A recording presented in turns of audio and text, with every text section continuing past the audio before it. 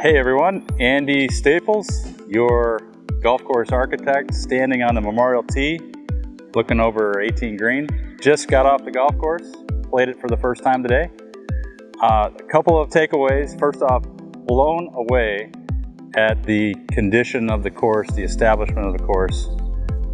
Having been through this a number of times, I don't know that I've ever seen a golf course that's this young, looks so mature. So kudos to Joe and his staff. They all did a spectacular job. So from the condition of the tees, the fairways, it did rain 2 inches last night, so we ended up having to deal with a little bit of a slower condition.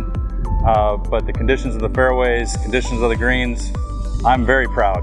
It played exactly as I would have intended, certainly with maybe a little more wet conditions. So on that note, witnessed firsthand the implementation of all the drainage.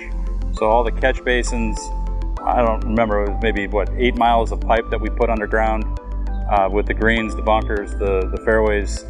Looked like the golf course drained spectacularly. So I'm real proud of that.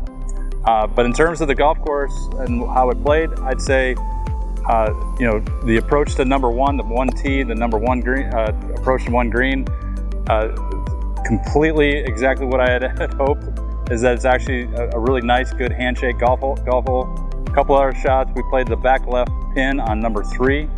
Love that shot. Back right pin on 7. Middle bull on 8. Short little left on 9. So I think what I found on the front 9 anyway is that you have a number of these kind of strategic pins that I think feel a little bit more protected, but with some of the contouring and the way that the greens were shaped, I think was really cool to actually see that firsthand. As we went to the back 9, again, I think anyone has heard me talk about the design. The back 9 is an incredible piece of land, and I really am happy with what the back 9 turned out to be. Love the second shot. If you can get it all the way up the left side of number 11, the second fairway, up number 11 into that back pin on the back right of the green. An uphill par 3, number 12. Love that shot. Hit a nice good 7-iron around the corner on 13. 14 the drive around the corner. 15 into the green. I mean, those are some of my most favorite shots, and it was really cool to see those firsthand. I would look forward to coming back after perhaps a little more drying period, and maybe through the wintertime when the course really does get firmed up. A lot of discussion, maybe a lot of questions about golf course in terms of any changes or tweaks. First off, I think anyone had heard me talk during that opening event. Let's take at least one season, if not 2 seasons. My preference is to wait 2 seasons before any changes to the golf course. I know there was discussion about some coastal areas, maybe a hole number 10 fairway, a bunker on 16. Those are some things that kind of come up a couple times. I actually didn't see anything wrong with anything. The coastal does come down in places. I hope maybe you're going to start to say, hey, maybe I need to maybe not take a driver off the tee. Maybe I should maybe think my way through the golf course a little bit better, or a little bit more than maybe you did the old course. So yeah, just in summary, I would just tell you, couldn't be happier, couldn't be more proud to be here to play the golf course.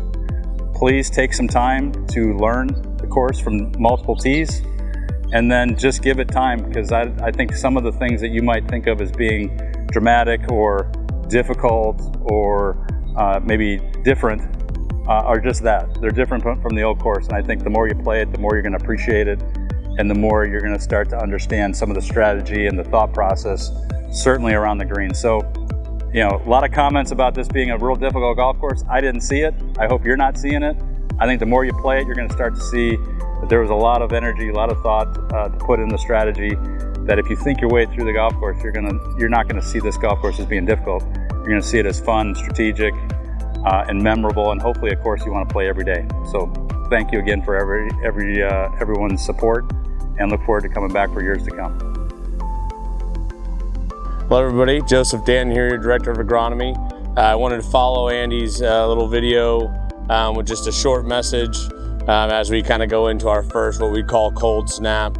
With the new greens, just be patient with us. We're going to obviously be a little bit more conservative. In the previous video, I kind of described organic matter and tarping and, you know, like a fat layer for the greens and a jacket for the greens. So I kind of gave a little bit of background there about how we'll make our decisions. But as I see some of these mornings, you know, we want to pay attention to the real feel. It's just like you and I when we go outside. If the real feel is 22 degrees, that's what it feels like. So we're not worried about, okay, it's 38 degrees, but the real feel is 22. 22 is what it is for us, especially when you get down in some of these lows on 1, 2, 3, 4, 5, where that temp drops substantially. But I did just want to give you guys a little bit of heads up as we start to see these days and these mornings go sub 30s, and especially consecutively. We're probably going to be a little bit more protective just because they're so young. Root system isn't as mature. We don't have a lot of organic matter in there to just give them that natural shield. So that'll come with us needing to close. That'll come with us having to use a day, you know, or half a day to tarp, and kind of get some pre-tarp applications down. We want these things to go into these cold snaps extremely wet, holding a bunch of water. So again, the necessary evil of Bermuda grass. Be patient with us. If you got any questions, let me know. We're sitting pretty good going into a little bit of a colder spell here after Thanksgiving, but we want to make sure this is by far the most dangerous time for Bermuda grass. This is when Bermuda grass either makes it or doesn't make it. It's not in the summer by any means. It is December, January, February, March. And so these are our, you know, kind of hold on tight months, and we've got to make sure that we don't make any mistakes. And if that means being a little bit more conservative, that is what we will do. We will communicate. We will try to give you at least a day notice. We don't want to make the call too soon if the temps are jumping up and down, and we don't want to make it too late. So just bear with us here and shoot me an email if you got any questions. Just wanted to get kind of out ahead of that as we head into winter. Thank you for everything. I also got to play the golf course for the first time, kind of front to back today. So I thought it was a pretty good test, and certainly much different than what we had before. So it was really kind of cool to see how much it's just like a different world out there. So I appreciate your patience. I appreciate the support. And we will keep you posted on anything tarping wise as that time approaches. Thank you.